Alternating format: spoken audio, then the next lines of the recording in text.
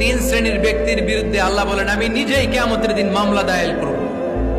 I will be against them in the day of judgment. Three categories of people I will be against them in the day of judgment. তিন শ্রেণীর লোক কিয়ামতের দিন তারা ছাড় পাবে না। আল্লাহ বলেন আমি নিজেই তাদের বিরুদ্ধে মামলা দায়ের করব। এর মধ্যে এক শ্রেণীর লোক হচ্ছে রাজুলুন ইস্তাআজারা জিরান ফাস্তাউফা মিনহু ওয়া লাম ইয়াতি আজরা। একজন শ্রমিক ভাড়া করে তার কাছ থেকে কাজ নিয়েছে কিন্তু তার পারিশ্রমিক আদায় করে নাই। এরকম আছে না নাই? দাপট দেখায় ইউনিভার্সিটির ক্যান্টিন গুলোতে।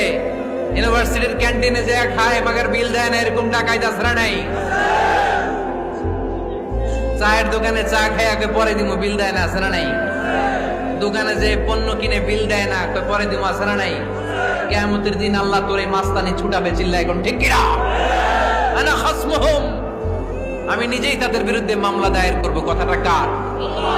এজন্য বিশ্বনবী বললেন খবরদার, মেহনতি মানুষ, খেটে খাওয়া মানুষ, এদের দোয়া কবুল হয়ে যায়।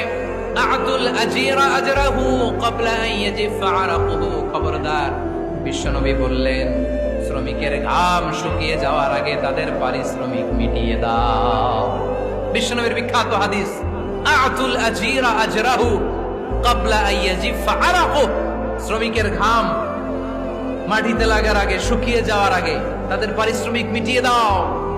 কেননা তারা যদি বদদোয়া করে তোমার জীবনকে জাহান্নাম বানিয়ে দিবে কে?